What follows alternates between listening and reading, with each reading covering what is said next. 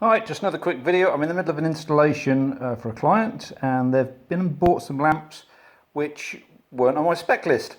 So by chance, let's have a look and see exactly how they perform with a VMBDMI-R. So there they are, plugged in and powered up, and beautifully they're not glowing. Let's see how well they dim.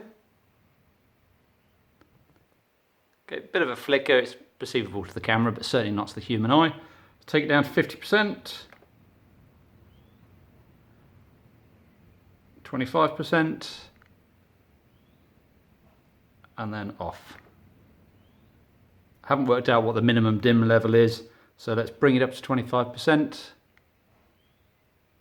Oh, I think it's it. Oh, very slowly responding. That's not too bad. I think minimum dim level on here is probably going to be about 20%. So let's try that. There you go, there's something. There is something there. That's probably the lowest dim I've seen in a lamp on one of these. Okay, well these Crompton lamps get my seal of approval.